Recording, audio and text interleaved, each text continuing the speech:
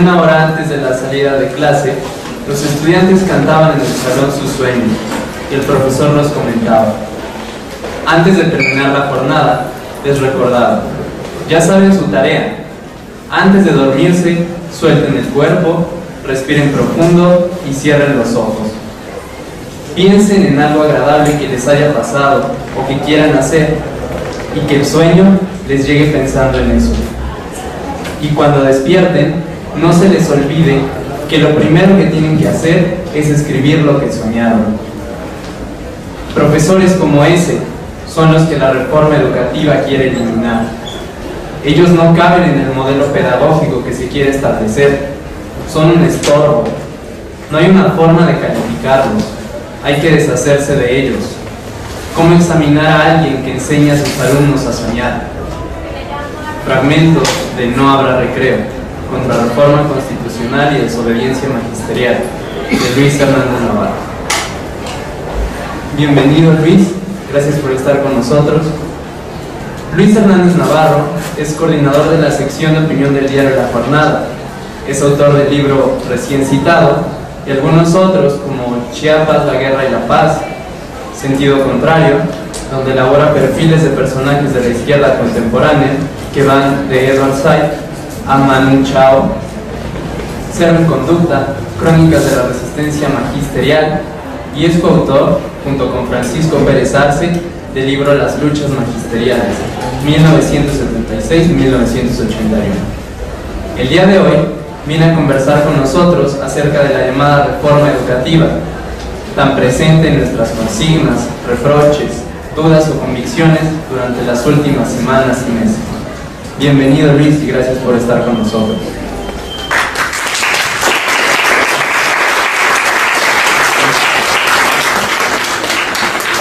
Pues buenas tardes a todos. Muchas gracias por la invitación para estar hoy aquí. Realmente me halaga mucho, me siento muy honrado de compartir esta mesa con ustedes. Si soy sincero, también me sorprende que a la hora de la comida, ¿no? De repente hay aquí tanta gente interesada en discutir este asunto, ¿no? Es muy estimulante, ¿no?, verlos aquí a todos ustedes. Realmente lo que me gustaría es más bien escucharlos a ustedes, en lugar de ponerme a hablar. Espero que al final haya posibilidad de que entablemos ese diálogo. Hace no muchos meses, en el estadio de fútbol del equipo Monarcas del Morelia, no sé si por aquí hay alguien que le vaya a ese equipo, pero, o si hay algo, además de Morelia, en Morelia alguien que le vaya, pero en ese equipo de fútbol saltó a la cancha con un nuevo uniforme que no tenía nada que ver con el que tradicionalmente usa. En ese uniforme había una camiseta con una tarjeta roja similar a la que los árbitros de ese deporte utilizan para expulsar a los jugadores que cometen faltas graves, y en la parte de abajo un letrero que decía: a los malos maestros. ¿Qué está pasando, no? Quienes viven de la patada, ¿no?, ahora son los que nos van a decir quiénes son los buenos y malos docentes, los que van a normar el canon. Bueno, no se trató de un hecho aislado. Desde hace 5 o 6 años por lo menos, ha habido en nuestro país una campaña salvaje de satanización en contra de los maestros y de la educación pública. En los parabuses, en los cines, en la televisión, por supuesto, en la prensa escrita, se les presenta como si fueran trabajadores privilegiados que tienen secuestrada la niñez y a la educación, porque tienen fines aviesos, ¿verdad?, para mantener canonjías y prebendas que no se ven en ningún otro lugar de este país. Y en esa campaña de satanización se ha presentado también a la educación pública de nuestro país como una zona de desastre, y se nos dice, ese es el mensaje que se manda, que los culpables de que estén tan mal las cosas son los maestros. Dicho sea de paso, sería tanto como culpar a los médicos del mal estado en el que se encuentran las condiciones de salud en nuestro país, o a los ingenieros civiles de la situación que se vive en las carreteras. Cómo los maestros van a ser los únicos responsables de una actividad como es la educación, cuya responsabilidad principal está en manos del Estado. Pero bueno, ese es el mensaje que se manda. Y en ese mensaje, ¿verdad?, ha sido, como decía hace un momento, distribuido, difundido en prácticamente todos los medios de comunicación. A principios de la campaña electoral del año pasado, se comenzó a difundir yo diría panfleto fílmico, porque llamarle película a eso es demasiado, que se llamó De Panzazo. No sé si ustedes lo habrán visto alguna vez. La verdad es que debió de haberse llamado Reprobado por quienes lo hicieron, pero el mensaje de esa película, ¿verdad?, que conduce el subsecretario de Educación, Carlos Loret de Mola, ¿no?, cuando no despacha en las mañanas de Televisa, ¿verdad? Bueno, el mensaje es el mismo que acabo de decirles, ¿no? La situación de México es un desastre y los responsables son los maestros y su organización sindical, ¿no? Así es, ese es el mensaje que se manda en esa película. Bueno, ¿quién está detrás de esta campaña de satanización, de esta verdadera cruzada moral en contra del Magisterio Nacional, que tiene como el antecedente más inmediato lo que los maestros rurales vivieron en nuestro país durante la cristiada, ¿no?, en donde esos maestros que iban allí a llevar instrucción pública, que iban a llevar entendimiento, a ayudar con la reforma agraria, fueron acusados por los fanáticos religiosos de ser satánicos, ¿verdad? Y les cortaron las orejas, les cortaron la lengua, los empalaron. Bueno, este es el antecedente más cercano a la campaña que se está viviendo actualmente en contra del Magisterio Nacional. Entonces la pregunta es, ¿quién está detrás de esas campañas?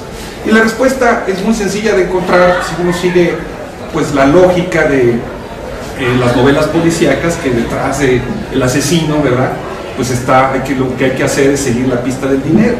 Pues aquí hay que seguir la pista del dinero. ¿Quién es el dueño del equipo de fútbol Monarcas del Morelia? Y la respuesta es muy sencilla, es el señor Ricardo Salinas Pliego, el dueño de TV Azteca, Banco Azteca, etcétera, etcétera. ¿Quién está detrás de la película de Panzazo? Un organismo empresarial de nombre Mexicanos Primero, ¿no?, cuyo presidente actual es el señor Claudio X González, hasta hace no mucho tiempo presidente de la Fundación Televisa, e hijo de uno de los hombres más ricos de este país, de Claudio X González padre, ¿verdad?, presidente del Consejo Coordinador Empresarial. Si ustedes ven el directorio de Mexicanos Primero, van a encontrar allí a los hombres más ricos de este país diciéndonos, ¿no?, lo que debe ser la educación otra vez. Y bueno, ¿quién está otra vez detrás de esta película? ¿Quién la financió? ¿En qué cine se divulgó? Ustedes recuerdan que esa película fue sobre todo proyectada, además de Canal 2 en cadena nacional, en 3 ocasiones, fue divulgada sobre todo en la cadena Cinépolis. Bueno, ¿quiénes son los dueños de Cinépolis? Pues la familia Ramírez, una familia que en Michoacán hizo su fortuna originalmente talando los bosques de Michoacán, que después tuvieron a bien matar a su papá, literalmente, no estoy exagerando, perseguir a uno de los hijos porque tenía una opción sexual diferente, ¿no? Y hoy resulta, ¿no?, que el nuevo cabeza de familia de esa familia, Alejandro Ramírez, ¿no?, fue el primer presidente de Mexicanos Primero antes de Claudio X González, y fue además el asesor de cabecera de Josefina Vázquez Mota cuando fue secretaria de Desarrollo Social y cuando estuvo en la Secretaría de Educación Pública. Esa es la ruta de quien está detrás de esta campaña de satanización en contra del Magisterio de Educación Pública. Los hombres más ricos de este país que nos quieren decir cómo es y cómo debe ser la educación en México. Dicho de sea de paso, las cosas que ellos dicen no son ninguna novedad. Nuestros empresarios son muy copiones, ni siquiera tienen el don de la originalidad. la campaña, la película misma de Panzazo es una copia de lo que se han hecho en Estados Unidos, organismos similares a Mexicanos Primero. Ustedes busquen en internet o busquen ahí con su distribuidor pirata de cabecera, ¿no? Y busquen una película que se llama Waiting for Superman, esperando a Superman. Bueno, esperando, de Panzazo es una copia textual a Esperando a Superman. Aquí la proyectaron brevemente y luego por supuesto que la desaparecieron. Bueno, hasta la forma en la que está hecha, ¿no? En un documental estilo los documentales de Michael Moore, ¿no? Y hasta los directores, o sea, el director de Esperando a Superman es un director de nombre Ruggiero, que fue el mismo que hizo el documental de Al Gore sobre el calentamiento global, un hombre progresista, etcétera, etcétera. Bueno, aquí escogieron al hijo del escritor Rulfo, ¿no? Que tenía las mismas fábricas. O sea, copian, bueno, la película, pero la campaña y sus mismas propuestas educativas. No hay en eso ninguna novedad. Y ellos son los que están detrás de esta campaña. Bueno, ¿por qué comenzar una charla sobre la reforma educativa hablando sobre esta campaña de la iniciativa privada en contra del magisterio y la educación pública? Porque esto es lo que nos permite entender lo que se aprobó y nos permite también entender en un primer momento por qué fue aprobado entre grandes aplausos. Cuando Enrique Peña Nieto toma posesión como presidente, hace dos grandes anuncios, ustedes lo recordarán. Uno es la instauración de un organismo al que bautizaron como Pacto por México, un organismo no regulado legalmente, formado por el gobierno y por los dirigentes de los principales partidos, PRI, PAN, PRD, una parte del PRD por lo menos, ¿no? Y nos dijeron, el objetivo del Pacto por México es empujar las reformas que nuestro país necesita para resolver ahora sí los problemas de atraso, ¿no? Y vamos a aprobar a través del Pacto por México todo aquello que nos ha impedido ser una nación con una economía boyante y creciente. Esa fue la primera medida que aprobaron. La segunda medida que aprobaron fue una gran reforma educativa, avalada por estos partidos, ¿no? Para resolver ahora sí los problemas de la educación. Bueno, con todos los antecedentes que he venido señalando, con esta campaña en los medios, etcétera, etcétera, cuando se anuncia que ahora sí se van a resolver los problemas de educación del país, pues ¿quién se va a oponer a esa reforma educativa? Solamente pues, algunos que más o menos entendían que se estaba discutiendo, los grupos de los maestros, en fin, ¿no? Pero en un primer momento fue aplaudidísima esa iniciativa. Y entonces, en un tiempo récord para la historia del Poder Legislativo en México, en 11 días el Congreso de la Unión aprobó esta reforma. 11 días, imagínense ustedes. Una reforma que fue lógicamente aprobada sin la opinión, sin los puntos de vista de los primeros interesados, de los primeros afectados y de los que van a hacer realidad esa reforma, que son los maestros. A ninguno le preguntaron. Simple y sencillamente, bueno, no le preguntaron ni a los diputados nada más les pidieron que levantaran la mano, ¿no? Y eso fue lo que hicieron, como lo han venido haciendo, ni se enteraron que habían aprobado, ¿no? Pensaron que efectivamente iba a ser lo mejor del mundo y sus alrededores. Entonces, en 11 días, como les decía, se aprobó esta modificación al artículo 3º constitucional y al 73. ¿Cómo fue que nos dijeron que se hacía esta reforma? Lo que nos dijeron básicamente es que esta reforma tiene dos grandes objetivos. El primero, el recuperar para el Estado la rectoría del sector educativo que había venido perdiendo a manos del Bester Gordillo, ¿no? La cacique sindical desde 1989, en la que Carlos Salinas de Gortari la puso al frente del Sindicato Nacional de Trabajadores de la Educación, ¿no? Ese era el primer gran objetivo, recuperar la rectoría del Estado, y un segundo gran objetivo, el de promover la calidad educativa, porque lo que nos decían es la cobertura educativa ya es prácticamente universal. Ahora lo que tenemos que hacer es mejorar la calidad.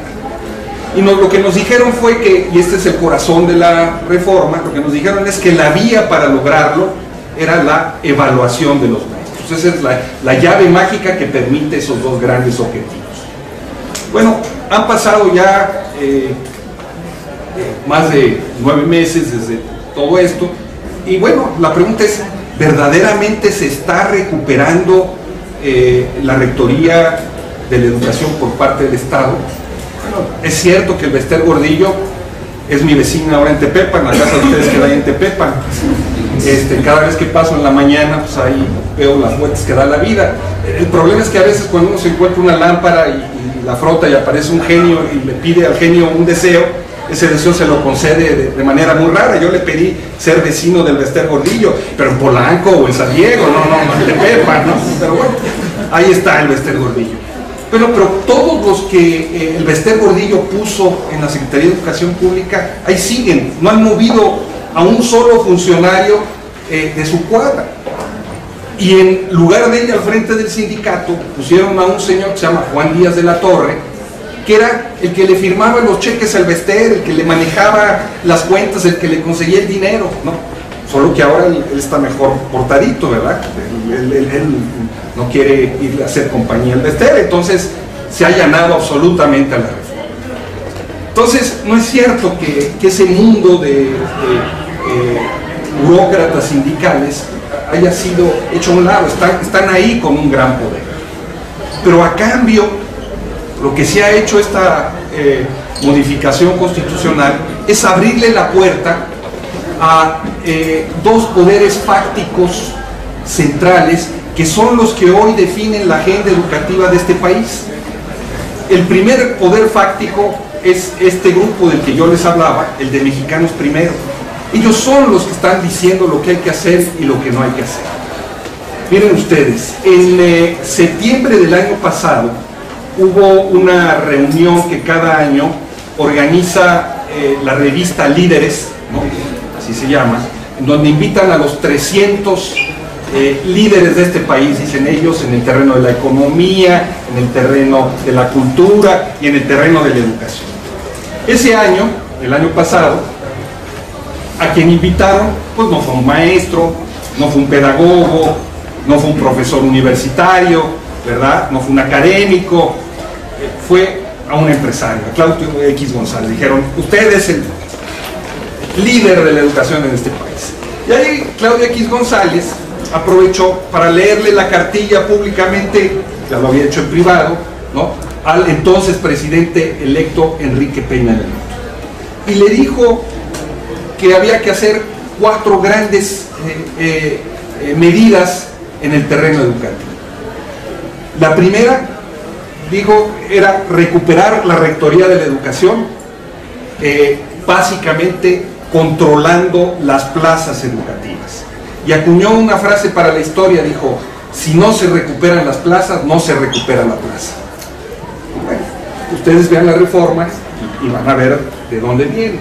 Un segundo gran objetivo era, según ellos, profesionalizar al magisterio por medio de evaluaciones obligatorias, ¿no?, que tuvieran consecuencias en la permanencia del empleo. Este es el corazón de la reforma. Tercero, darle mayor autonomía a las escuelas para que las escuelas, los directores de las escuelas, vieran la forma de conseguir los recursos, ¿no?, que el Estado no proporciona para la educación. Y cuarto, un asunto de las plazas.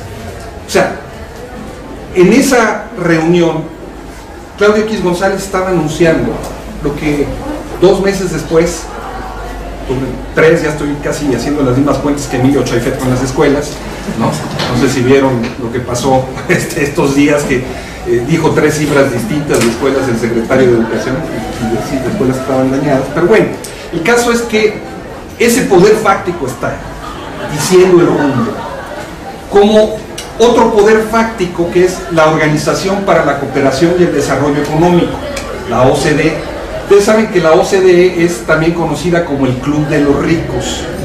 Cuando México firmó el Tratado de Libre Comercio con Estados Unidos y Canadá, el presidente Salinas dijo, bueno, ya vamos a ser un país de primer mundo, pues nos tenemos que meter a este país, a este club de ricos. Nos metimos a la OCDE. Y desde entonces, no, pero sobre todo a partir de los últimos años, la OCDE se dedica a dar recomendaciones en distintos terrenos, por ejemplo en el terreno de la educación. Bueno, si ustedes comparan las recomendaciones de las OCDE a México en el terreno educativo con esta reforma, van a poder encontrar que esta reforma es una copia y calca de esas recomendaciones, no hay más, con las mismas palabras, como lo son también. Adelante, adelante, adelante. Es como el juego ese de las sillas donde uno se levanta en la jeta.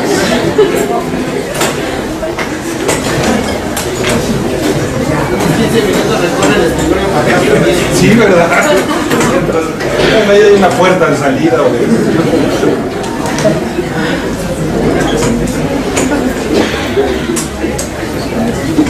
Mientras no me pase como a Claudio X González en Oaxaca, donde se presentó un hotel ahí a decir todas estas cosas y tuvo que salir por la puerta atrás corriendo porque llegaron los maestros a darle un saludo.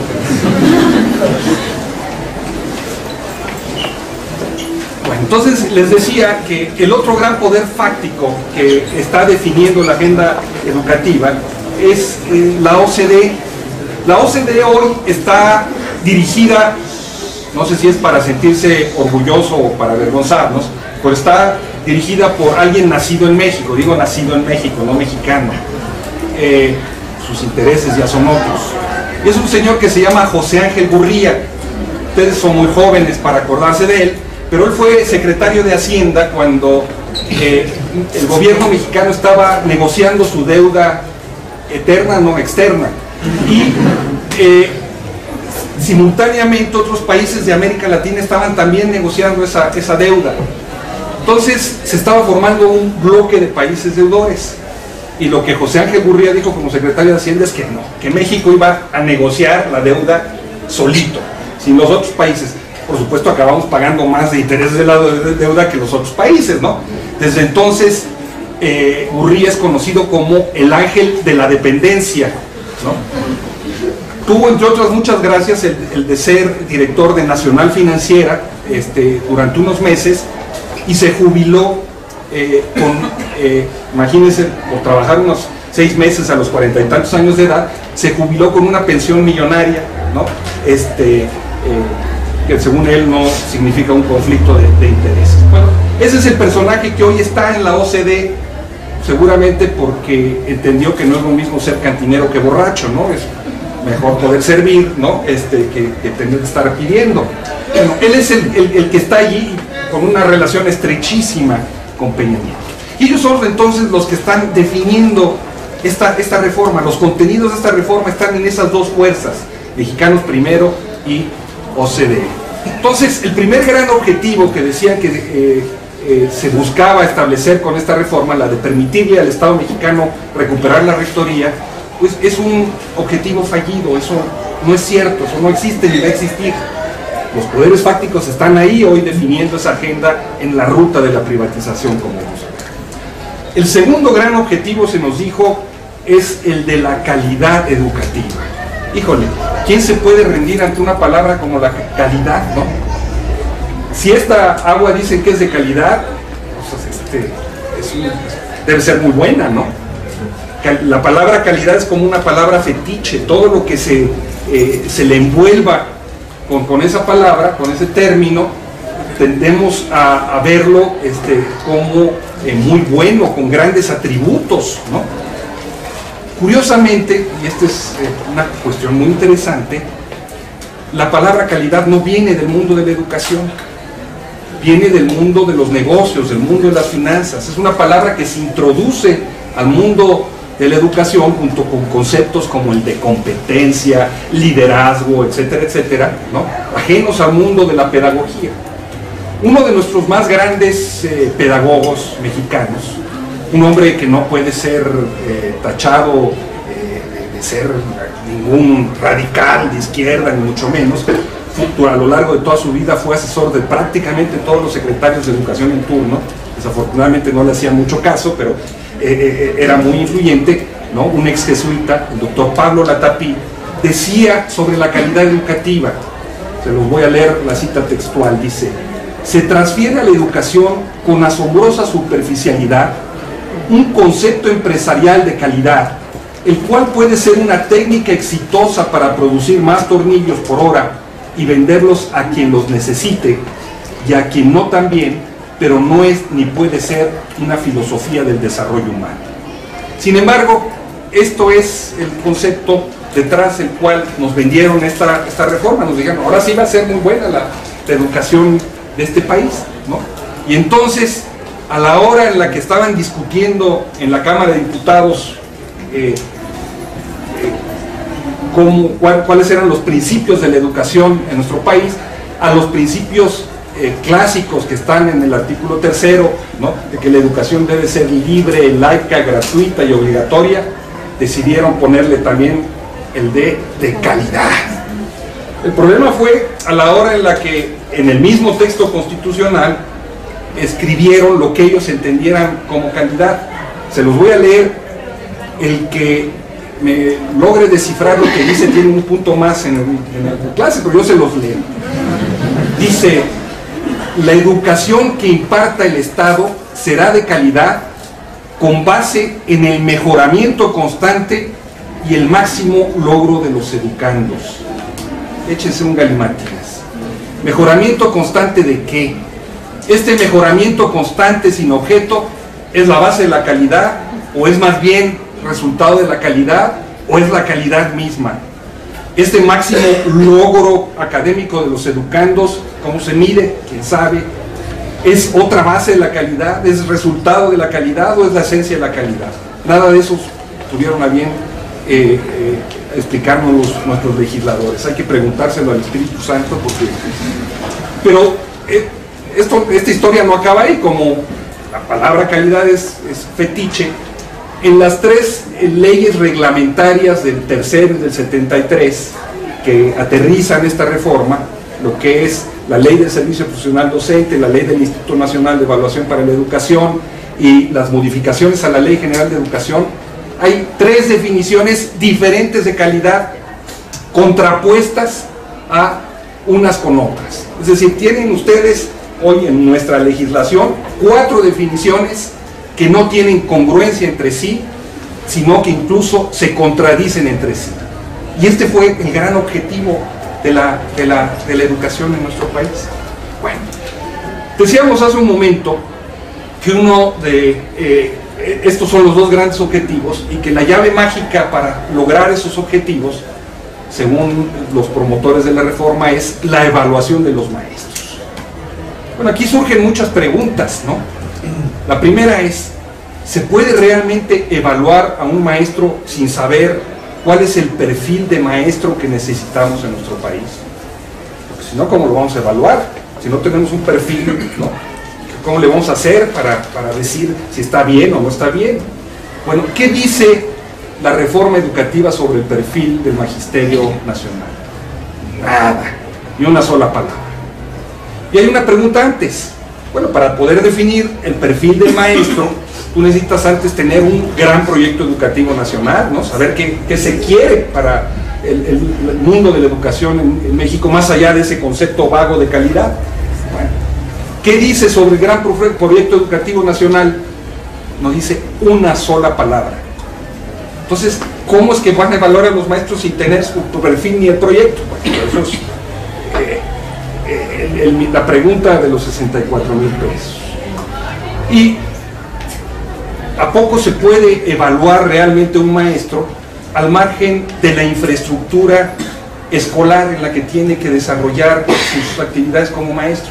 O sea, ¿se puede evaluar lo mismo a un profesor que trabaja en una escuela de la delegación Benito Juárez, donde hay computadoras y electricidad y baños con agua, a un maestro que está en la montaña de Guerrero, donde las escuelas son de techo de lámina, no hay agua, y los maestros tienen que estar buscando con el celular así la señal para ver si tienen forma de recibir la llamada que necesitan?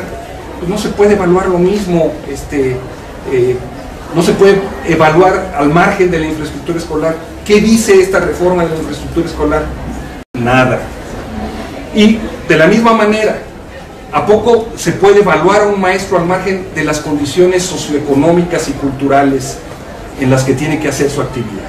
¿A poco es lo mismo enseñarle a los niños cuya lengua materna es el mazateco y viven en la pobreza, a enseñarle a unos niños que nacieron o crecieron en el seno de una familia en la que se habla español con ciertas comodidades materiales? No se puede evaluar de las mismas maneras. ¿Qué dice de esto esta reforma? Nada. Lo que dice es que la clave para mejorar y llegar a la calidad educativa es evaluar a los maestros. Pero bueno, incluso en el terreno de la evaluación comienzan ahí a haber problemas, porque formalmente ellos hablan de evaluación, pero a la hora en la que ustedes leen la redacción del texto constitucional y lo que está establecido en el servicio profesional docente y en la ley del INE, ellos mencionan evaluación de paso, pero realmente lo que están haciendo es equiparándolo con el concepto de medir. O sea, utilizan como si fueran sinónimos evaluar y medir, y son cosas diferentes. Cuando estamos hablando de evaluar, estamos hablando de discernir si una cosa es buena o no lo es, si funciona o no funciona. Cuando hablamos de medir, estamos hablando de cuántas veces cabe una medida en una unidad determinada, ¿no? ¿Cuántos metros mide esta mesa? O sea, en un caso estamos hablando de aspectos cualitativos, en otro estamos hablando de aspectos cuantitativos. Con mucha frecuencia, lo que tiene que ver con una evaluación es algo que no se puede medir. Les pongo un ejemplo. Los que han dado clases aquí lo deben saber. El manejo que un maestro tenga de su salón. Si un maestro no tiene, la palabra es muy fea, pero la voy a usar, si un maestro no tiene control del grupo, ¿no? Ese maestro puede saber todo y lo puede saber muy bien, pero si se le va el grupo de control, va a ser incapaz de enseñar nada. ¿Cómo medir el manejo del grupo? De manera cuantitativa. Eso se puede ver en el terreno, donde los pares de ese maestro, que son también maestros y conocen el entorno en el que ese maestro está trabajando, pueden ver si lo hace bien o si no lo hace bien. Pero eso se puede medir con un examen estandarizado de opción múltiple. Evidentemente no. Pero toda la legislación va orientada a evaluar a los maestros a partir de una medición sobre la base de un examen estandarizado de opción múltiple. Hemos visto ya todos estos años el proceso de simulación que hemos vivido alrededor de la prueba enlace o de la prueba PISA, ¿no? Ustedes saben que ahora ese es según nos dicen, el non plus ultra para saber si vamos avanzando en el terreno educativo, ¿no? Un examen en donde el alumno tiene que llenar bolitas, ¿no?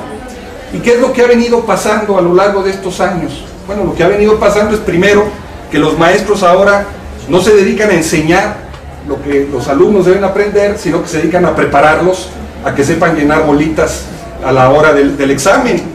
Incluso les piden que compren ejercicios para que lo vayan preparando. Y el día del examen, a los alumnos que son menos aventajados, les piden que ese día no vayan, que los perdonan, pero les va a bajar el promedio, ¿no? Y entonces la carrera magisterial va a tener ahí una afectación. Bueno, hemos documentado muchísimos casos, además del de venta de exámenes, etcétera, etcétera, porque los venden las autoridades de la SED, ¿no? Hemos documentado casos en los que el maestro, a la hora de aplicar el examen, se los lee, les lee las preguntas a los alumnos en voz alta, A, B, C, D, y los alumnos ya saben que cuando el maestro eleva el tono de voz, ¿no? Les dice C, ¿no? Esa es la bolita ya, ¿no? Pues sí, pues ese es el mundo de la simulación en la que nos han metido, ¿no? Y la que han metido los maestros, y que nos dicen que ese mundo de la simulación ¿no? Esa va a ser la gran solución a los problemas educativos de nuestro país. Obviamente no. Tenemos entonces una situación en donde, en sentido estricto, lo que tenemos delante que nos presentan como una reforma educativa, no es una reforma educativa. En los hechos es una modificación al marco laboral y administrativo en el que trabajan los maestros. Los grandes problemas educativos nacionales no son abordados ni con el pétalo de una rosa. Yo les pongo 3 ejemplos. Podemos aquí hablar de muchos otros ejemplos, pero les pongo 3. El primero, el problema del rezago educativo. Según la Constitución, ¿verdad?, es obligatorio que los mexicanos mayores de 15 años hayan estudiado hasta la secundaria. Ya lo cambiaron, ahora es hasta la prepa, pero hasta la secundaria, ¿no? Y se dice que quien no ha terminado la secundaria y es mayor de 15 años vive en una situación de rezago educativo. Bueno, nuestro país tiene un 40% de rezago educativo. 4 de cada 10 mexicanos no han terminado su secundaria. ¿Eso es un problema o no es un problema? Es un problema de a de veras. Segundo ejemplo, el problema del analfabetismo. Casi 7 millones de mexicanos mayores de 15 años no saben leer y escribir. Imagínense, países con muchos menores recursos, como Cuba, como Venezuela, como Bolivia, han sido declarados por la UNESCO territorios libres de analfabetismo. ¿Qué quiere decir eso? Quiere decir que cuando hay una política de Estado de efectivamente resolver los problemas del analfabetismo, se resuelve.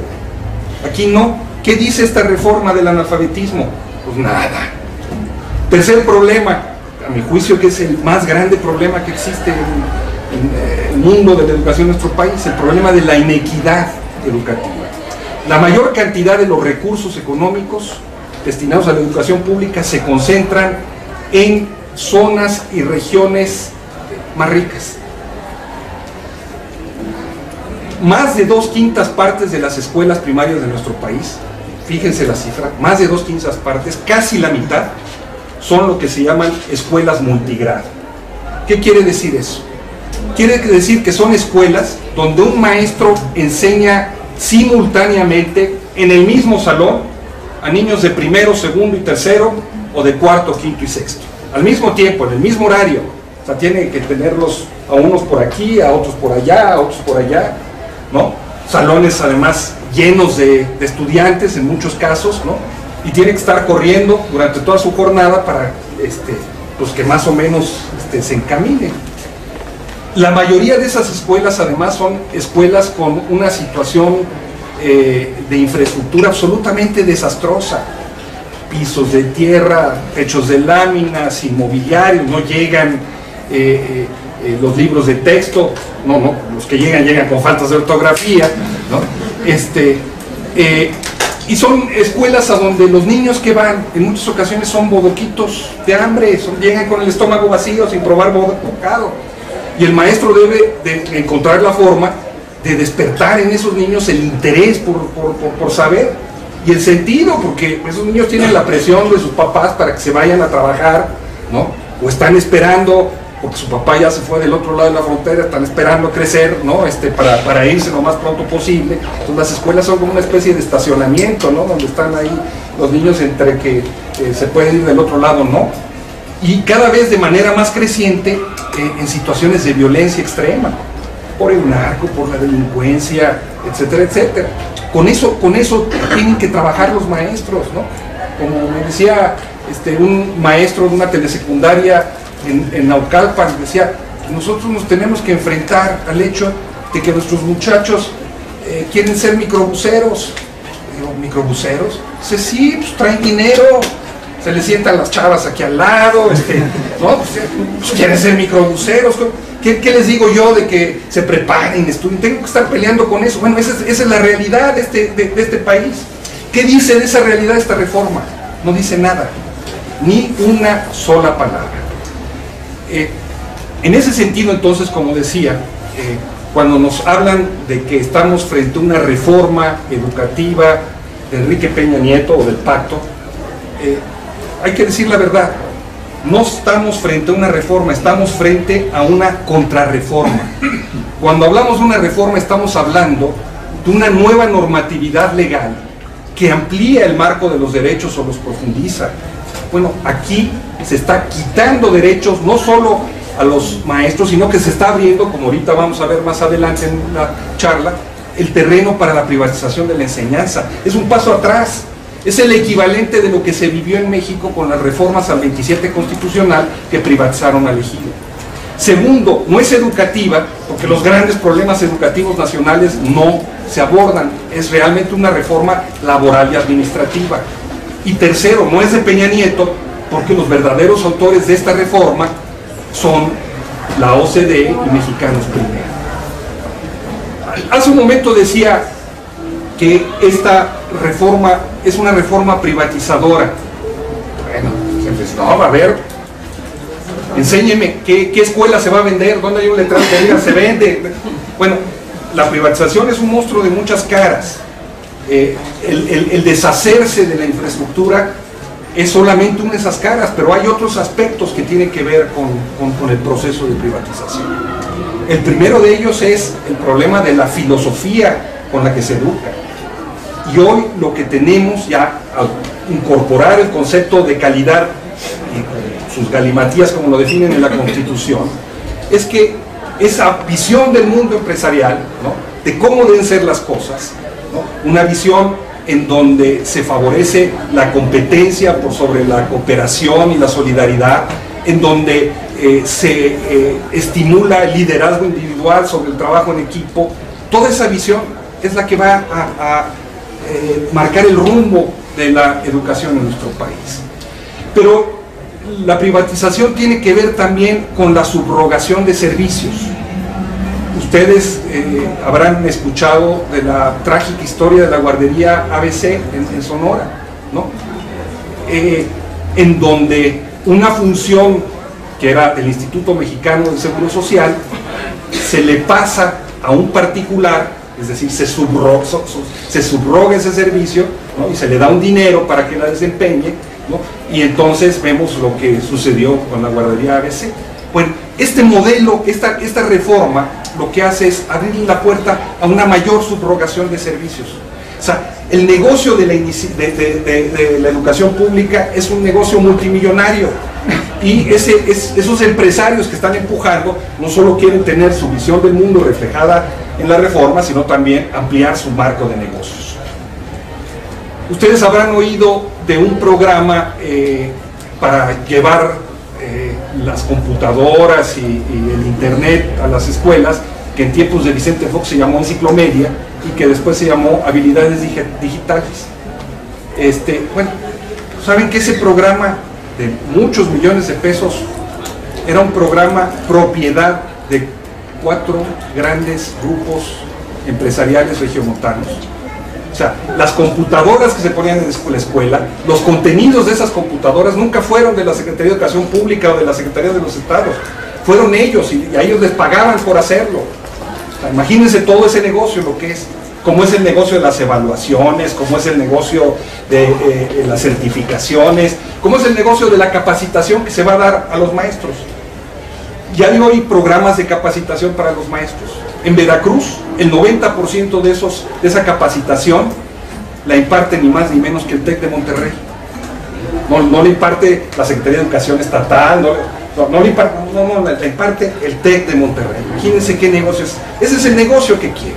Y detrás de esta reforma hay una cosa que es fundamental en este camino hacia la privatización de la educación, además de esta subrogación de los servicios, y es que a partir de ahora formalmente las escuelas son autónomas.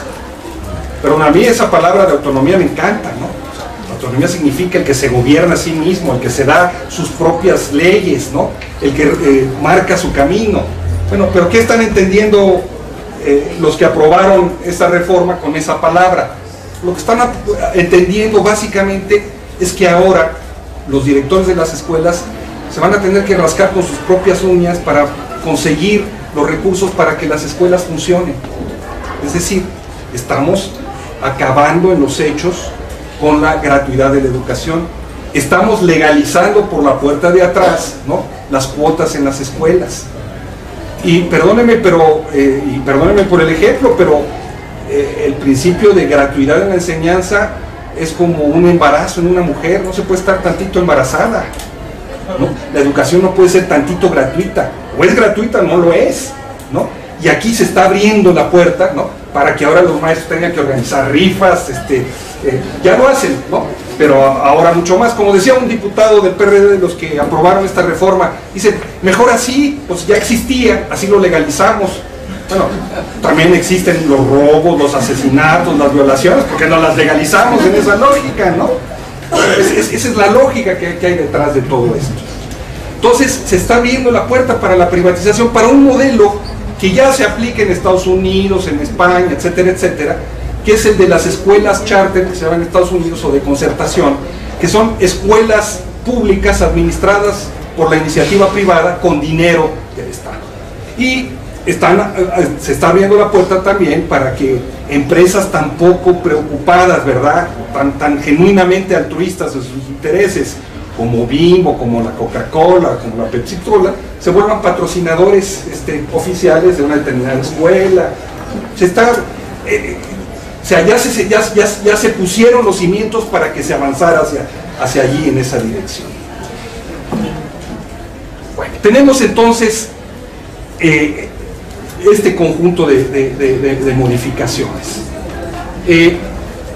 A partir de ahora, con esta nueva legislación, a los maestros, primero se les va a evaluar para que permanezcan en el servicio a lo largo de toda su carrera. Es decir, lo que esta legislación hace es ponerles una espada de Damocles en su cabeza. Lo que los maestros dicen es, oigan, nosotros no nos oponemos a la evaluación, el problema es quién nos evalúa, cómo nos evalúa y para qué nos evalúan. Porque como va orientada a la evaluación, ¿no?, lo que quieren es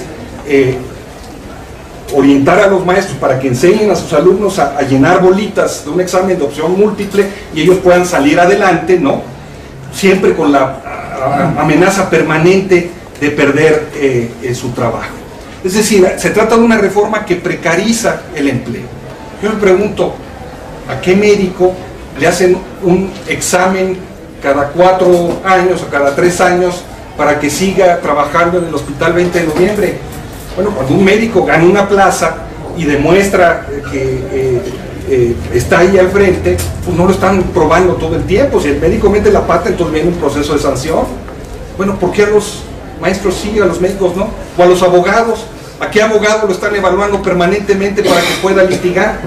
Cuando se reciben y tienen su cédula profesional, pues pueden ejercer su profesión. ¿Por qué a los maestros no? ¿Por qué a los maestros los tienen que estar amenazando permanentemente? Bueno, pues porque los quieren tener controlados, los quieren traer cortitos, quieren no que enseñen cosas que puedan ser útiles a los niños, sino que enseñen, como decía hace un momento, a rellenar bolitas. Es decir, creo que todos podemos estar de acuerdo en que hace falta mejorar la educación. Vamos a utilizar el concepto de calidad. Hace falta mejorar la educación y hace falta que los maestros sean mejores, que se profesionalicen. Yo creo que en eso podemos estar de acuerdo todos. La pregunta es, ¿cuál es la vía para profesionalizar a los maestros? La vía es amenazarlos permanentemente con el látigo y la zanahoria, o la vía es impulsar, ¿sí?, un proceso de capacitación, de reconocimiento de sus méritos y de su esfuerzo. Son dos caminos distintos, ¿no? Bueno, lo que esta reforma hace es avanzar sobre la primera vía, la de amenazarlos permanentemente. Bueno, ¿saben ustedes lo que ha pasado en Estados Unidos y en los lugares donde este tipo de reformas han caminado? Lo que muestran claramente los estudios más serios de la Universidad de Stanford, por ejemplo, es que después de 10 años de ser aplicadas en Estados Unidos, no han dado como resultado ninguna mejora. Y por el contrario, en muchos casos han dado como resultado situaciones todavía peores. Segundo, los mejores maestros se van. Digo, te dicen que eres un secuestrador de la niñez, te dicen que eres un trabajador privilegiado, te están amenazando todo el tiempo, pues mejor te vuelves microbusero, ¿no? ¿A quién quiere seguir siendo maestro por esa vía, ¿no? ¿No? O sea, en lugar de promover que los mejores maestros se queden, estimularse, esta vía que ellos escogieron con esta reforma va a tener como resultado lo contrario. Y aquí no hay ninguna duda. El señor Emilio Choifet, que como ustedes saben es muy dado a tomar anises chinchón y luego decir que firma convenios como lo hizo para la ley indígena en Chiapas bajo los efectos de esos chinchones para no cumplir con esos acuerdos. Bueno, el señor Choifet lo primero que hizo al día siguiente que se aprobó la ley del servicio profesional docente fue declarar allí en el noticiero de Carmen Aristegui que en 12 años se iba a renovar la planta magisterial en un 60%. ¿Qué quiere decir eso? Que van a despedir 75,000 maestros al año. Se van a la calle, ¿eh? O sea, maestros que tienen, bueno, puede haber buenos y malos, pero son maestros que tienen 5, 10, 15, 20, 25, 30, 40 años enseñando con experiencia, ¿no? Y les dicen, ¿saben qué? Prepárense porque ya se van para afuera, ¿no? ¿Qué hay entonces detrás de esto?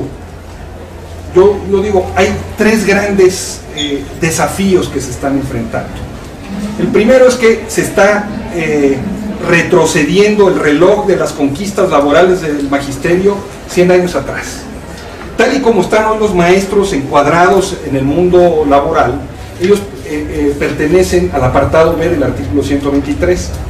Y en función de eso tienen una serie de conquistas legales en el terreno de la permanencia en el empleo, de cómo pueden ser despedidos, porque todos pueden ser despedidos, el problema es cómo, si te puedes defender o no, si es la autoridad la que te dice te vas o es el tribunal el que te lo dice. Bueno, esta legislación acaba con eso y les crea un chipote, ¿no? Una nueva legislación laboral dentro del artículo 3º, que debería de hablar de la filosofía de la educación. Entonces los sacan de allí y los meten allí con un régimen laboral de excepción. Entonces ese es el primer problema que hay, ¿no? Retrocede en la historia de las conquistas laborales 100 años atrás. Segundo, hay una absoluta desprofesionalización de su actividad como docentes, ¿no? Porque están sujetos a procesos de parcialización, y hay una situación incluso de indignidad, ¿no? Ya nos anunciaron que la SEP va a contratar a 5,000 evaluadores para hacer todas estas evaluaciones a los maestros.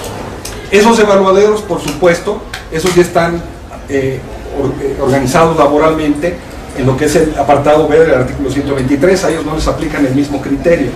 O sea, en lugar de anunciar, va a haber 5,000 capacitadores del magisterio para que se mejore, ¿no? Le dicen, no, te vamos a contratar 5,000 policías para que te vigilen.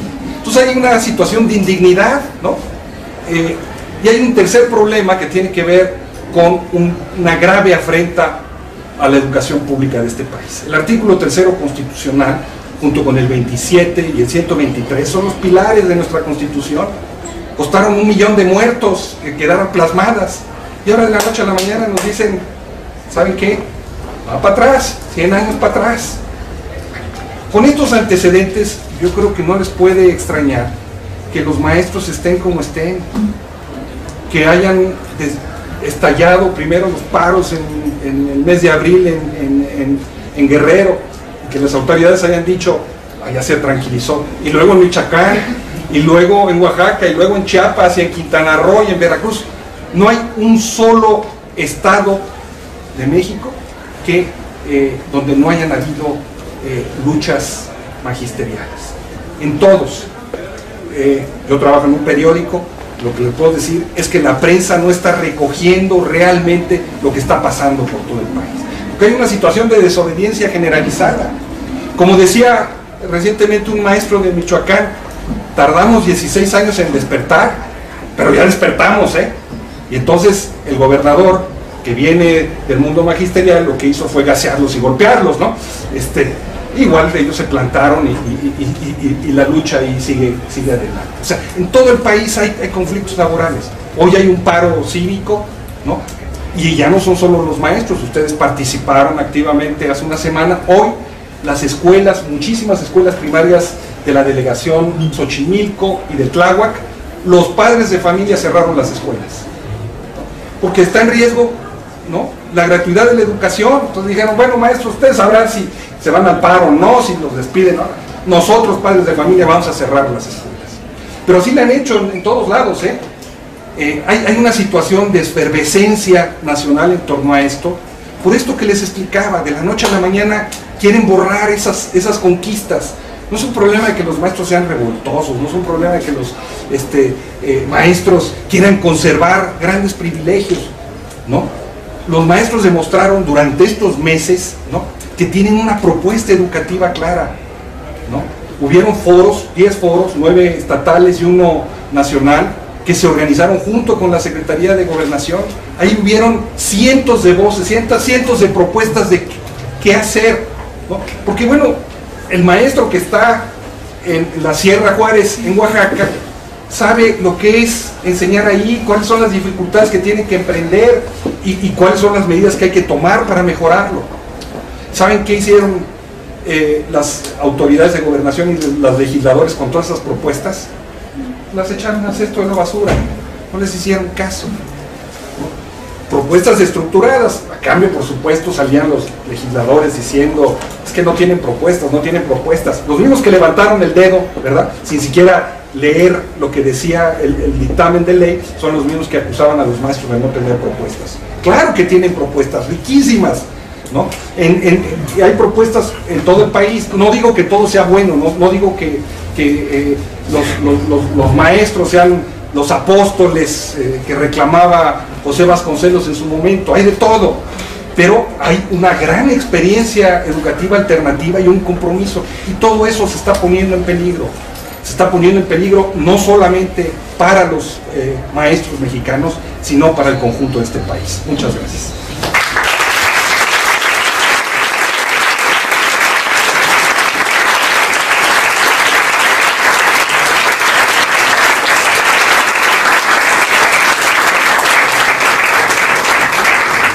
Gracias a ti, Luis, sin duda es muy esclarecedor escuchar toda esta charla, que pues es fundamental para tener un punto de partida para la discusión.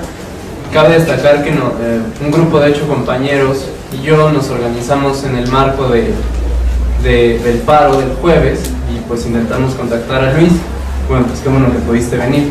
Entonces, para poder seguir con la discusión, pues vamos a dar inicio a la ronda de preguntas y comentarios. Aquí tenemos todavía 4 libros, 5, y quien no alcance el libro pues puede tomar un agua. Y perdón por el comercial, pero el libro se puede descargar gratuitamente en 2 direcciones. Aquí está brigadaparaleirenlibertad.com, esa es una, y la otra es rosalux.com, de la Fundación Rosa Luxemburgo.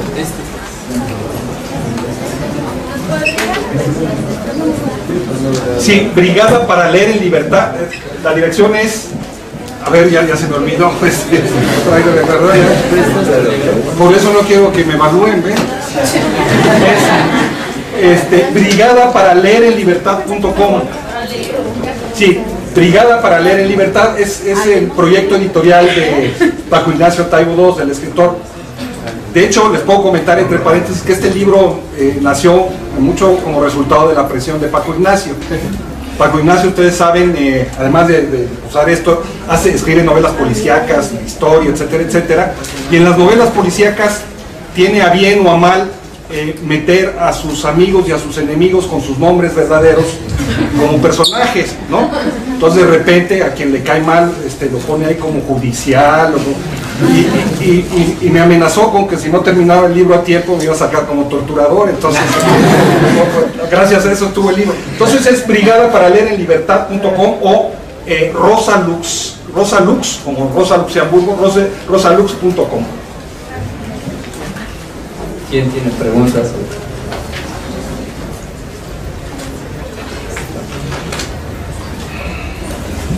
Gracias. Nada más tenía una cosa, la forma tiene unos detalles raros, ¿no? A partir de, ya he mencionado algunos, pero varias definiciones están chuecas, ¿no? Desde la de servicio profesional docente. Pero me llama, por ejemplo, la atención, también me llamó la atención la de autoridades educativas y autoridades educativas locales, porque según leí, en la ley dice autoridades educativas son la SEP a nivel federal y a nivel estatal y a nivel municipal y a cualquier nivel que haya. Y autoridades educativas locales, no me queda claro por qué así lo definen, son el ejecutivo, los ejecutivos locales, y dice alguna cosa muy vaga, ¿no? Como las instituciones que ellos pongan para administrar la educación, una cosa así vaga que no se da a entender bien qué es, ¿no? Y más abajo, o sea, cuando como distribuye qué le toca a cada quien, según yo es como que no es una forma de sacar a la SEP de la educación, porque, o sea, dice el INE, según me acuerdo más o menos, el INE como pone los lineamientos para todos, y los que lo ejecutan a nivel primaria son las autoridades, sobre todo autoridades educativas locales, ¿no? Y, o sea, eso quiere decir que la educación primaria está bajo dirección de los gobernadores. ¿Qué quiere decir eso? Es una de las tantas definiciones que me parece que están chuecas, ¿no? Yo no sabía que los ejecutivos estatales eran una autoridad educativa. Yo hubiera pensado que la SEP a nivel Morelos o Guerrero era una autoridad educativa. Entonces, si podía comentar.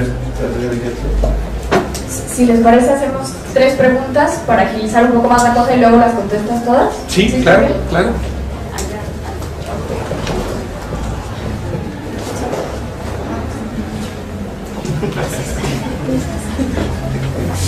Bueno, la verdad era una ronda de preguntas y comentarios, y más bien esto es un comentario.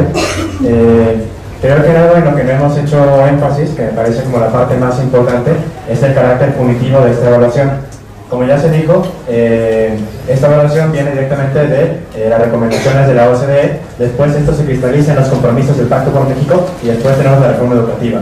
Son 3 diferentes instancias en las cuales una misma ideología se va plasmando. Entonces, como vemos, ideas de la OCDE, encontramos ahí el liderazgo, la competitividad, y eso se va a plasmar en la reforma educativa en incentivos para aquellos que sean más capaces de la evaluación, y asimismo, pues sí, en esto que hablamos de autonomía. Bueno, puntualizando en esto, ya decíamos que la autonomía es una forma de esconder privatización. ¿Por qué? Porque la autonomía no se da en el plano educativo o político en cuanto a aquella como autorganización política dentro de las escuelas, o que ellas mismas definan como sus contenidos educativos, sino simplemente en que toda la comunidad, eso quiere decir padres de familia, maestros, incluso los alumnos, participen en solventar los gastos económicos de cada escuela. Por lo tanto, aquí vemos un panorama en el cual, pues sí, las escuelas de la Benito Juárez podrán aliarse entre ellos y tener como una educación con mejores recursos que escuelas de la sierra donde no tengan recursos, sus padres de familia, para apoyar a la educación. Si esto lo unimos al carácter punitivo de la evaluación, tendremos que las escuelas de la Benito Juárez, evidentemente, sus alumnos saldrán mejor en la prueba de enlace, sus maestros saldrán mejor evaluados porque no tienen que hacer las labores de transportar a niños 3 horas a la escuela, no tienen como la presión de haberles como reprobado ya esta reforma, y entonces, además de esto, serán incentivadas. Por lo tanto, lo que vemos es que las escuelas, como con menos recursos, tendrán condiciones más difíciles, serán castigadas, y las escuelas con más recursos tendrán mejores resultados y serán incentivadas porque serán vistas como el liderazgo que tienen que seguir todas. Entonces, básicamente lo que hace esta reforma de alguna manera es aumentar la brecha entre las escuelas con menos recursos y las que tienen más recursos, y por lo tanto, aquellos que vengan de comunidades marginadas no tendrán la posibilidad serán menos motivados en su educación, tendrán menos posibilidades de seguir adelante en su educación, volverán a hacer la cola, que volverán a ser esas comunidades marginadas que serán explotados después. Entonces, básicamente, es el capitalismo explotador metido en una reforma educativa así.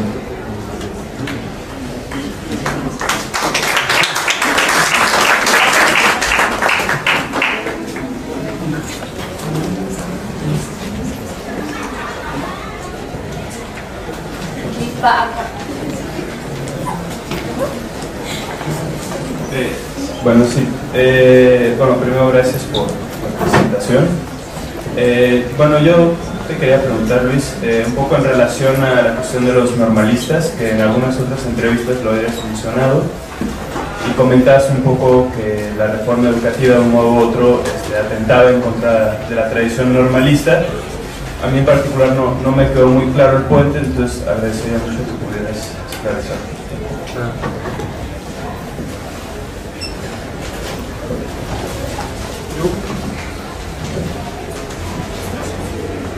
Las preguntas lo que muestran es que ustedes saben más que los diputados y los legisladores que aprobaron esta reforma. Ahora sí que ya me apantallaron. Si acabamos la secundaria, no. Por eso. Déjenme ver. Bueno, primero, efectivamente todo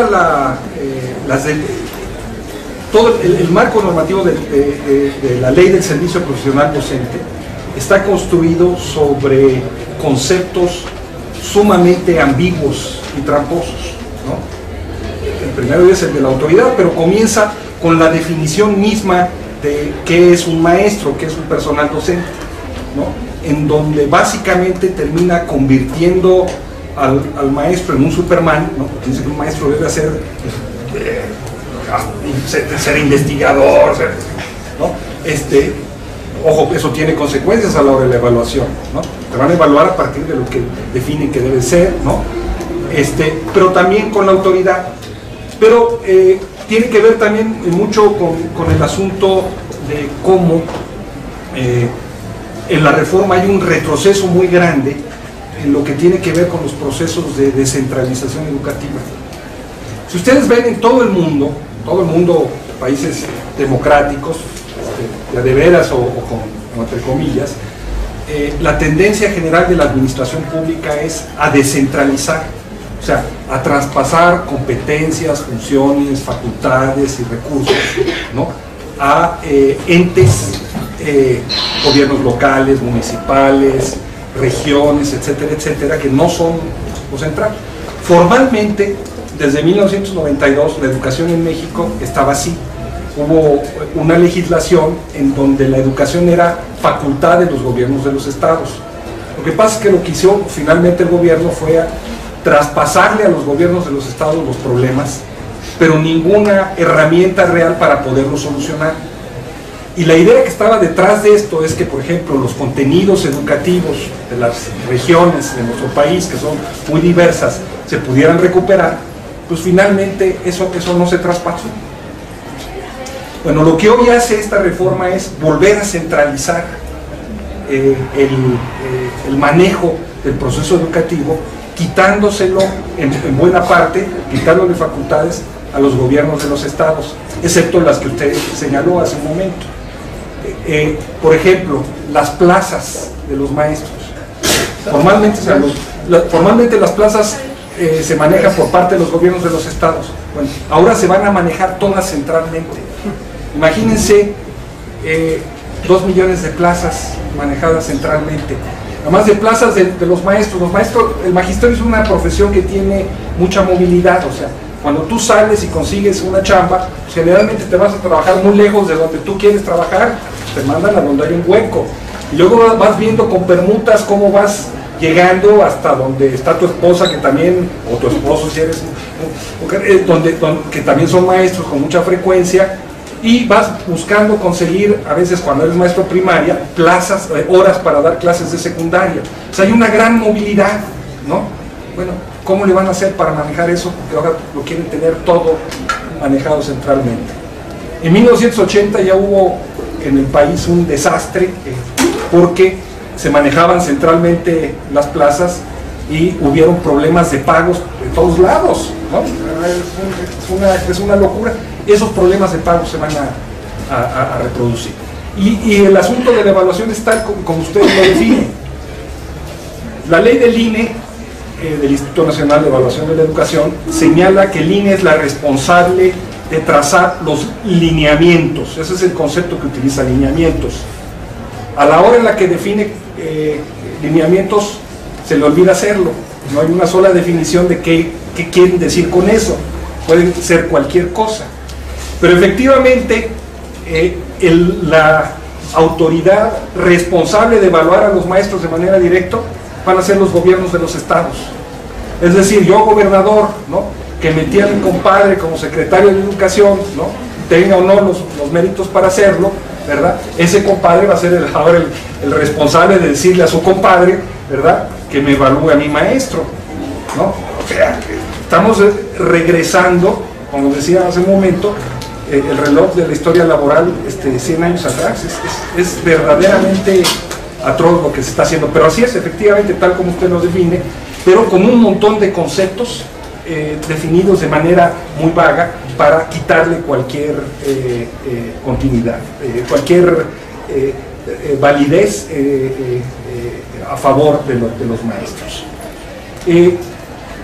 Creo que la explicación que da, compañeros, coincido totalmente con ella. La evaluación tiene, no, en sentido estricto, una evaluación debería de servir, ¿no?, para poder identificar lo que funciona y lo que no funciona, lo que está bien y lo que no está bien, para poder entonces definir las medidas para resolver lo que está mal. Ese es el sentido de una evaluación, ¿no? Bueno, aquí no, aquí se trata de medir al maestro para castigarlo, ¿no? Por eso esa es la espada de Damocles sobre su cabeza.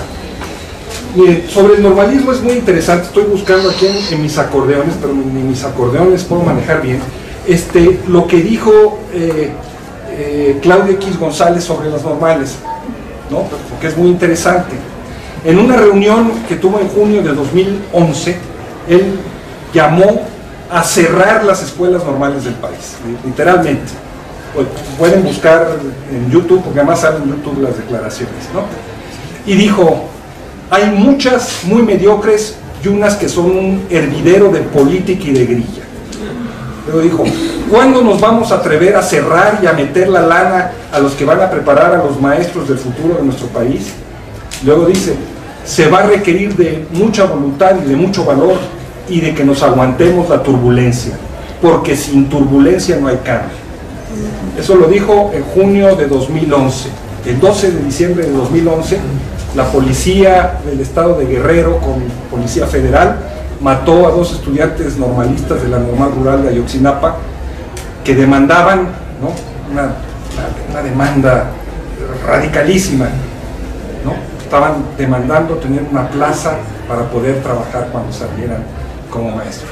Y estaban demandando, ustedes saben que los normalistas rurales viven en un régimen de internado.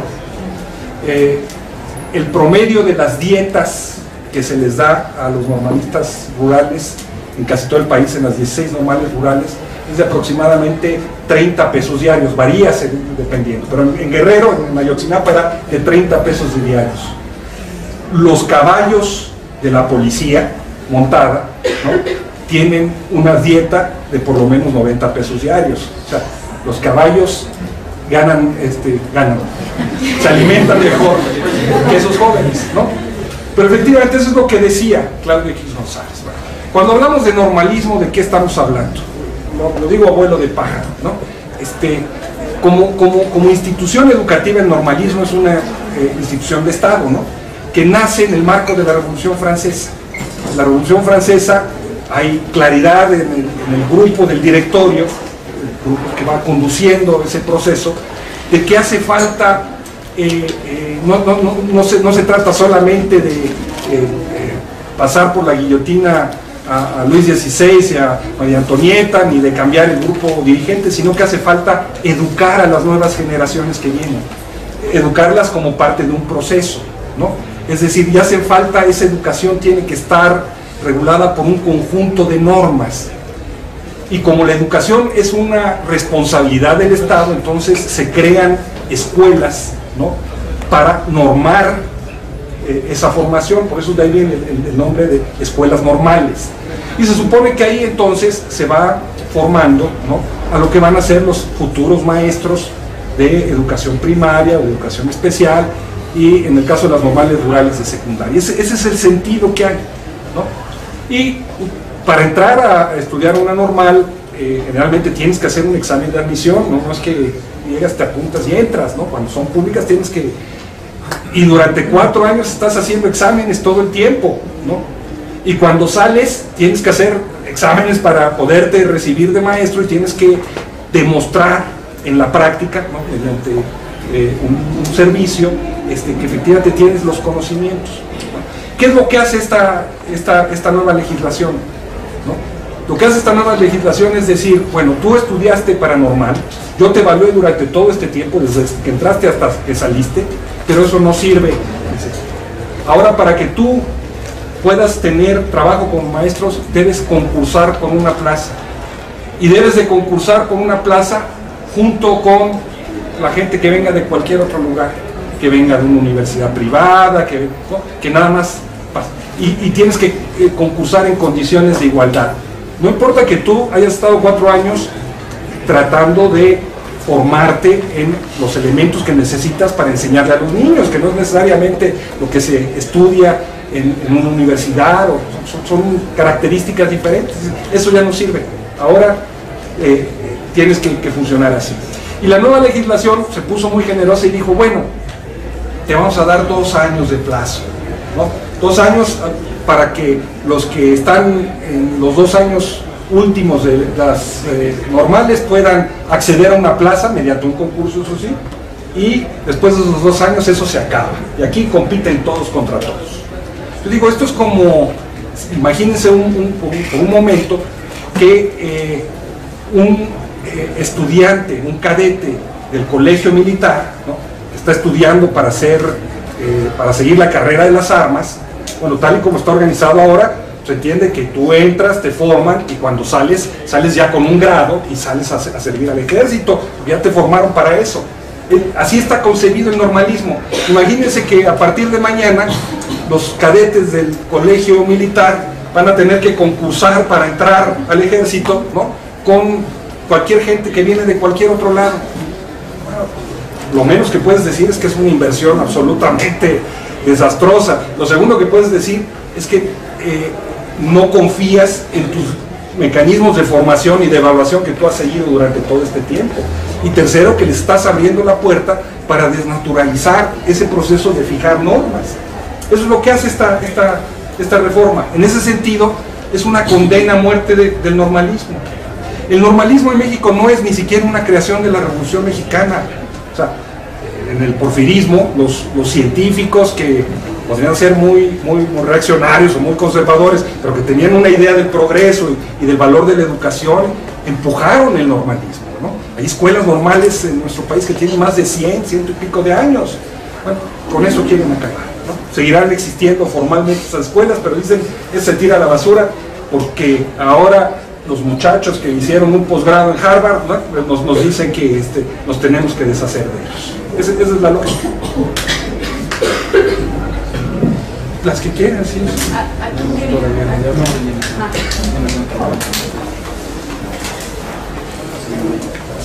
Buenas tardes. Yo nada más tengo como comentario. Lo que he escuchado aquí realmente, lo que dio esta plática, yo quiero mencionar un poco del libro que nos tenemos aquí. En la parte de atrás, lo que se nos habla de un maestro que enseña a soñar.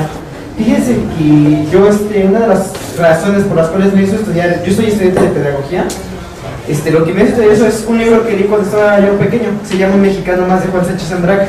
No sé si alguien aquí lo ha leído.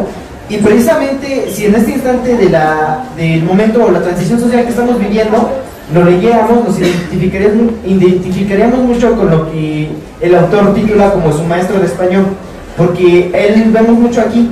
En ese libro vamos a hablar de una escuela rural, una escuela muy lejana, y llega un maestro a decirles a los maestros de secundaria que es que lo que están haciendo está mal, lo que ustedes están queriendo hacer está mal. Y el director empieza, no, es que yo soy compadre de fulanito de tal, bla, bla, bla, bla. Entonces realmente lo que hace el director es irse siempre en contra de ese maestro. Yo les recomiendo mucho a ustedes, compañeros, y todos los que están aquí, que si no han tenido la oportunidad de leer ese libro, les repito, se llama Un mexicano más, de Juan Sánchez Andraca, lo lea. Es un libro cortito, en 2-3 horas lo acaban de leer, pero es un libro que realmente va a servir mucho para que comprendamos la realidad que estamos viviendo ahorita y la forma en la que se nos está viendo. ¿Por qué?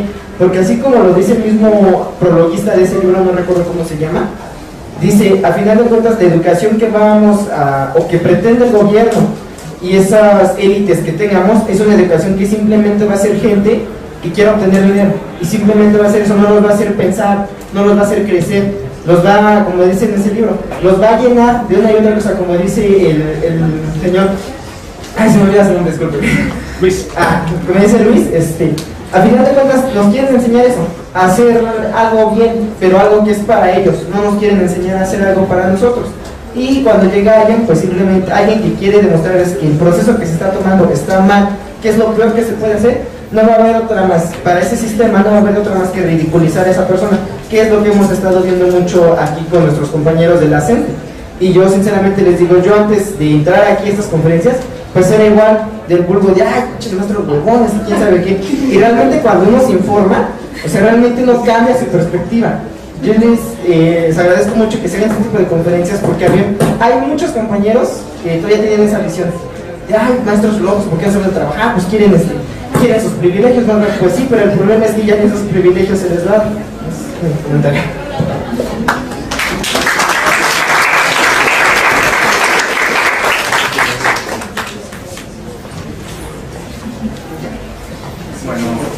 Bueno, a mí en lo personal, pues me entristece mucho la mentalidad de muchos compañeros de aquí de la facultad, porque yo muchos de ellos, bueno, esta vez apenas que fue el paro activo, yo escuché muchos comentarios de compañeros que decían, es que gracias a eso, gracias a los paros, pues la universidad solamente forma profesionistas a medias, profesionistas mediocres.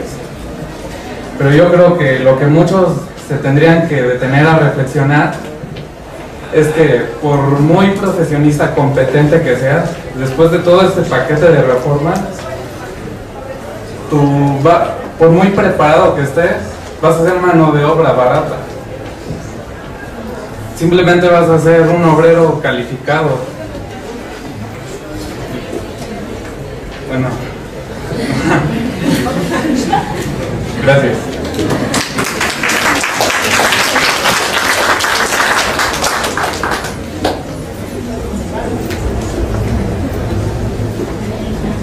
Hola, buenas tardes. Yo tengo algunos comentarios. Básicamente esta reforma pues, tiende a privatizar lo que es la educación, también a desarticular el sindicato más importante de América Latina, pero también en términos económicos creo que no se ha considerado el impacto que va a tener sobre la base productiva mexicana, es decir, el desarrollo de las fuerzas productivas. Como ya mencionaba el compañero, bueno, pues básicamente con esto no se va a contribuir a desarrollar mano de obra calificada, mucho menos competente para salir al mercado internacional. Yo veo que este problema más bien no, como ya se ha visto, no pretende erradicar el rezago educativo, va más en términos administrativos en contra de los trabajadores. Y bueno, yo estuve revisando un programa, se llama el PEC, Programa de Escuelas de Calidad, que lleva 10 años en marcha. Se supone que está justamente para erradicar este problema, pero a 10 años de que ya lleva, un poco más de 10 años que ya lleva en marcha, pues sigue habiendo un problema de rezago educativo. Luego entonces, pues también habríamos que ver que para qué es esta reforma económicamente, pues es para generar fuerza de trabajo no calificada y al mismo tiempo es funcional para el capital y es al mismo tiempo políticamente, en términos de política económica, pues salimos a competir al exterior con mano de obra barata. Pero entonces, ¿qué es lo que estamos generando en el país, no? ¿O qué es lo que se está también, cómo está impactando esta reforma? Sería algo que no sé si pudiera dar. Sobre esto de los maestros, la primera pregunta que hace el compañero, déjenme contarles brevemente una historia de un maestro que está incluido en el libro, pero que es una historia de un maestro como muchos otros, aunque no lo creamos porque pues, esas historias casi no se divulgan, ¿no? Es la historia del maestro Humberto Ramiro Arciega, ¿no? Ramiro nació en el seno de una familia de indígenas mazatecos. Su papá fue asesinado por el cacique a los 2 años de edad. Entonces Ramiro tuvo que estudiar toda su vida en escuelas públicas internadas. Así es, acabó terminando de estudiar la carrera de normalista rural en Ayotzinapa, Guerrero, por varias escuelas, y bueno, no les hago el cuento largo, pero Ramiro se hizo cargo hace unos años de una escuela multigrado en la zona rural del estado de Puebla. Él es el director y el maestro de cuarto, quinto y sexto, y su esposa es la maestra de primero, segundo y tercero. Y bueno, cuando Ramiro llegó y se enfrentó a esa realidad, dijo, bueno, ¿qué educación puedo yo aquí impartir que le sirva realmente a los niños y a la comunidad? Y comenzó a modificar la forma en la que enseñaban. Por ejemplo, los niños llegan un poco antes a la escuela y se encargan del aseo escolar. No lo hacen los padres de familia como en los otros casos, que ellos sostienen que los niños se tienen que enseñar también en el trabajo, no solamente en las aulas. Instauraron ahí en la escuela un huerto escolar y árboles frutales, una pequeña granja y un laboratorio de química, ¿no?, donde producen lejía, cloro para desinfectar, y tienen una radio escolar, una radio que consiste en un micrófono con un altavoz, ¿no? Y todos los días las clases comienzan con una reunión de toda la escuela en donde hay un pequeño programa de radio que quien conduce ese programa de radio no son Ramiro y su esposa, sino que son los mismos alumnos. Entonces, para esos programas, pues los alumnos tienen que investigar, tienen que escribir lo que van a decir, tienen que ordenar sus pensamientos, ¿no? Y tienen que comunicárselos a sus otros compañeros, ¿no? O sea, desde ahí comienza entonces la enseñanza, desde el hecho de poder organizar la palabra para hablar en público, ¿no?, que implica ni más ni menos que pensar de manera ordenada, ¿no?, de manera lógica. Después, en los huertos, con las granjas, los niños aprenden las unidades de superficie, ¿no?, que unidades geométricas, aprenden a medir, a trazar, pero también aprenden biología por el uso de las compostas, ¿no? Y por supuesto se comen lo que allí siembran, ¿no? Y en el taller de química, es mucho decir que es un taller de química, ¿no?, producen el cloro. Entonces ese mismo cloro sirve para desinfectar la escuela, y lo que ha venido sucediendo entonces es que esa experiencia de los huertos se ha venido extendiendo a las casas de las familias que habían abandonado los traspatios. Ahora son los niños los que llevan el traspatio a sus casas, ¿no?, y siembran esos alimentos. El cloro les sirve para desinfectar y tener algunos recursos para poder hacer funcionar la escuela. Y esa escuela ha venido más ganando concursos escolares de oratoria y de festivales, etcétera, etcétera. Bueno, resulta que como premio de esta labor, a Ramiro lo corrieron de la escuela. Está expulsado desde hace 2 años, ¿no? El gobernador Moreno Valle tuvo que correrlo a él y a otros 50 directores de escuelas. Porque cuando llegó el momento de aplicar la prueba de enlace, ¿no?, Ramiro dijo, oiga, ¿qué prueba de enlace van a aplicar aquí? O sea, aquí los niños saben hacer otras cosas y saben hacer cosas que les sirven para su desarrollo. No les importa. Y ahí sigue Ramiro, no importa.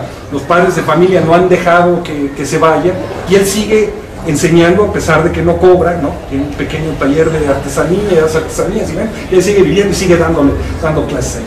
Bueno, ese ejemplo de Ramiro, ¿no?, está extendido por todo el país. Hay Ramiros y Ramírez por todos lados, no exagero. Y yo insisto, la reforma quiere acabar con ellos. Esos Ramiros no funcionan, como el ejemplo del otro maestro que señala ahí, un maestro de telesecundaria, que originalmente no era normalista, él era pedagogo, él estudió en la NEP Acatlán, ¿no?, pedagogía, y luego fue a trabajar a esta escuela en Naucalpan, ¿no? Y este maestro les dejaba a sus alumnos en la última parte de la clase como ejercicio que contaran sus sueños, ¿no? Y ese maestro contaba muy conmovido cómo había ahí un maloso de esos que nunca faltan, ¿no? Un muchacho revoltoso que se burlaba de todos, que se burlaba más, eso de los sueños le parecían, perdón por la palabra, les parecían mariconadas, que me contaba mis sueños, ¿no? Y de repente ese muchacho llegó y un día había muerto su papá lo maltrataba, ¿no?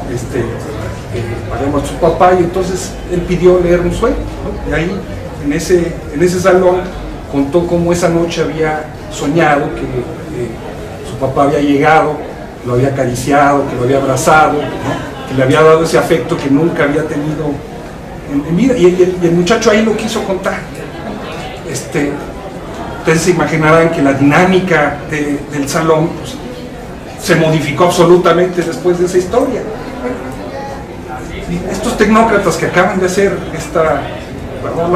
esta basura de legislación no piensan en esas cosas, no piensan en esa realidad, y piensan que el proceso de enseñanza-aprendizaje es un proceso que está ligado evidentemente a estas cosas de la vida, y que esos maestros que se dicen que son vagos, son los maestros que están ahí comprometidos, son maestros que muchas veces van a ver a los papás o a las mamás, porque son las mamás las que se encargan de la educación de los niños usualmente, a sus casas, y a promover que los niños tengan los estímulos para seguir adelante. Y que en este país la tarea de enseñar puede ser una tarea de nadar contra la corriente, porque por un lado está muy extendida la idea de que alrededor de la educación hay posibilidades reales de movilidad social, pero al mismo tiempo hay muchas presiones para que esa educación se deje a favor de una incorporación rápida al mundo del trabajo o de otras actividades. Eso está así, efectivamente. Y en esa lógica, efectivamente, lo que busca esta reforma, ni más ni menos, en eso tienen toda la razón, ¿no? Es desarrollar esta visión empresarial de la educación, una visión empresarial de la formación, en donde la formación de estos valores de los que estamos hablando, la formación del compromiso solidario, pues no tiene lugar, porque lo que les interesa es que los muchachos salgan y que sean funcionales a su proyecto productivo de la manera más sencilla, y eso concuerdo absolutamente con ustedes.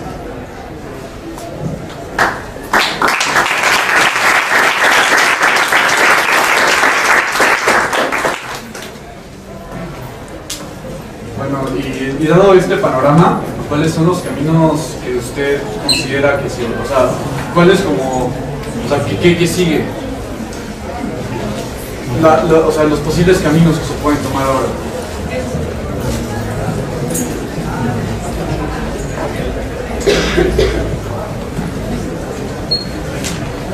Sí. Bueno, miren, no me toca a mí decirles qué tienen que hacer ustedes, eso no, pero les puedo comentar cómo veo yo que el conflicto en lo inmediato se va a desenvolver, ¿no? Miren, el mundo de los maestros es muy amplio, ¿no? No podemos generalizar en sentido absoluto, pero sí podemos hablar de que, digamos, hay muy claramente, o había hasta ahora, dos tipos de maestros, por decirlo de alguna manera, ¿no? Había un conjunto de maestros que había roto con una especie de tutela estatal, ¿no?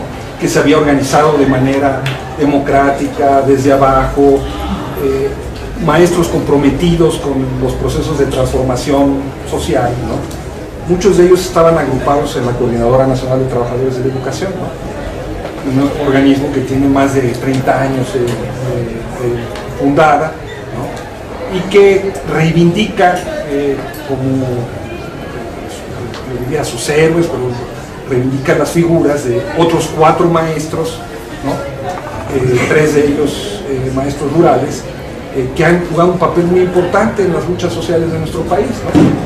Que son Genaro Vázquez Rojas, Lucio Cabañas, Arturo Gamis, cofundador de la guerrilla del ataque al cuartel Madera en Chihuahua, y Misael Núñez Acosta, un maestro de la coordinadora que organizaba colonos y obreros en Tulpetlac, y que fue asesinado por Restel Gordillo y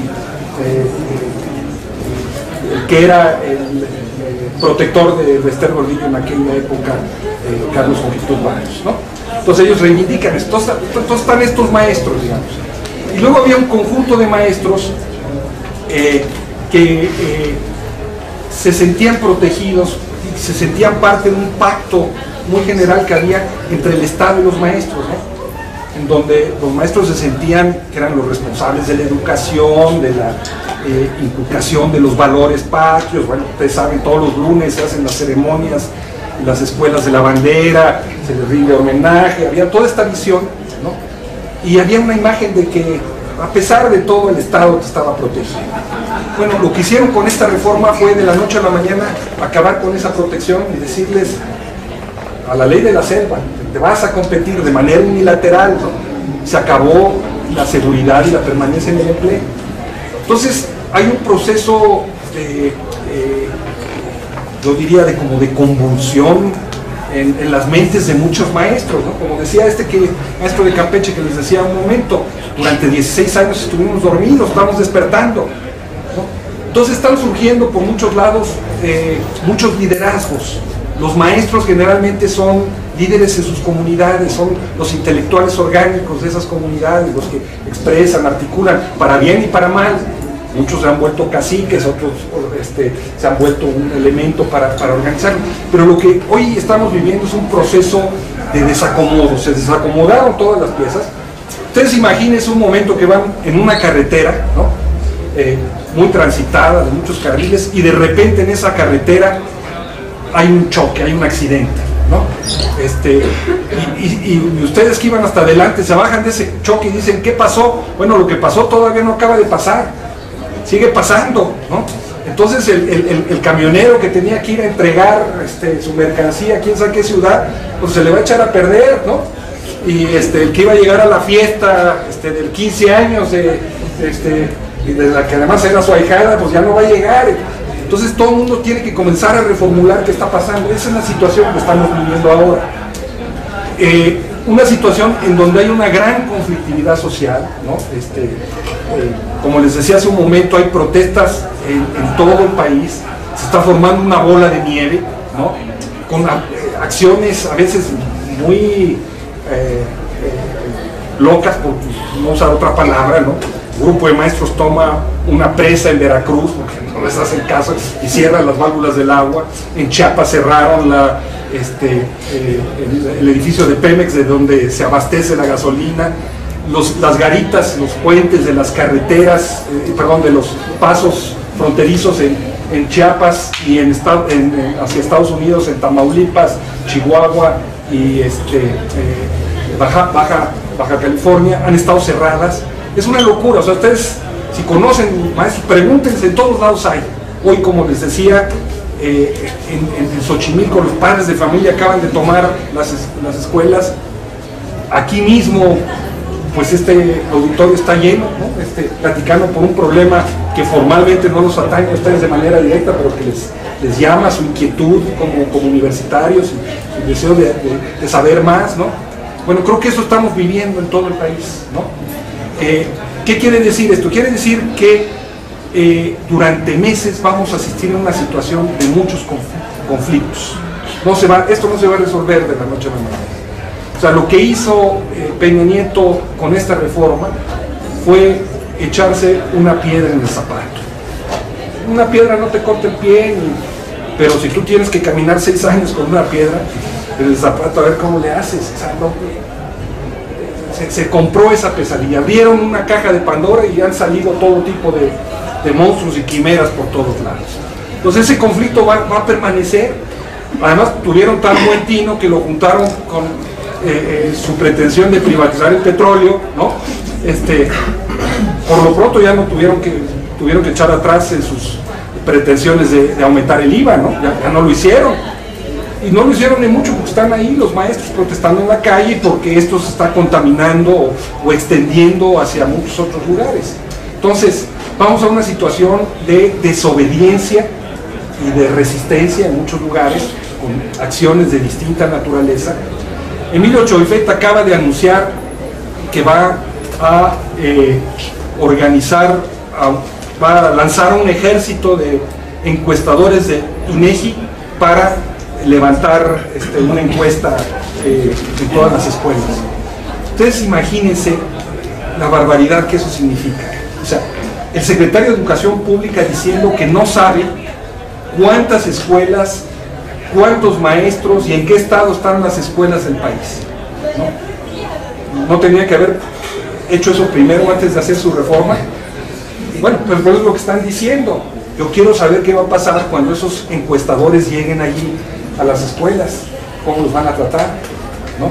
O cómo van a tratar cuando ese ejército de 5,000 evaluadores se quiera presentar a una de esas escuelas. Están invitando a que haya un nivel de conflictividad social muy grande, pero también están creando consecuencias muy graves. O sea, ustedes imagínense la humillación que han sufrido los maestros de este país. O sea, cuando Carlos Salinas metió a la cárcel al dirigente de los petroleros, a Joaquín Hernández Galicia, la quina, bueno, se habló pestes de la quina, pero no de los trabajadores petroleros. Ojo, aquí se han dedicado a hablar basura de los maestros de este país. Y hay un sentimiento de indignidad, de humillación, de agravio, que no se cura de la noche a la mañana. Es una herida muy profunda. ¿O por qué creen ustedes que están aquí todos los miles de maestros que están de todos los lugares del país donde están? Que no solamente es un problema de que esté en peligro su trabajo, es un problema de una humillación a la que han sido sujetos, que va a tener consecuencias, pero también va a tener consecuencias en negativo. Ustedes imagínense lo que va a ser para ese maestro tener que llegar frente a un salón, ¿no?, donde los niños no lo van a respetar, los jóvenes no lo van a respetar, porque han estado diciendo basuras de él, ¿no? O sea, lo primero que quiere un maestro de sus alumnos, ¿no?, es respeto, ¿no?, consideración, entendimiento, ¿no? O sea, ahora cualquier muchacho, cualquier niño va a poder decir las groserías que sean de los maestros. O sea, se ha abierto una herida tan grande en este país que nada más no se dan cuenta de lo que han hecho. Se ha abierto un odio de clase tan grande. Ustedes imagínense a Claudio X González cuando vuelve a poderse parar en Oaxaca, como lo persiguieron una vez, ¿no? Entonces vamos a una situación de rencor social, de conflictos, y lo que les puedo asegurar es que en el corto plazo el paro y el plantón que tienen los maestros aquí no se levanta. Ustedes habrán visto la mayoría de los periódicos, de la televisión, que cada segundo día nos anuncian, ahora sí ya se van los maestros, ¿no? Y hasta sacan la foto de que las maletitas, ¿no? Y resulta que llegan más, ¿no? Y llegan más, y llegan más, ¿no? Lo menos que necesitarían sería una cura de humildad óptica, ¿no? Porque como que no están viendo muy bien, pero ahí está. ¿Y qué explica eso? Yo insisto, yo creo que lo que explica en mucho eso es la humillación, el agravio al que han sido sujetos, ¿no? Y la respuesta digna de decir, oigan, no, y insisto, se compraron una bronca por lo menos para empezar.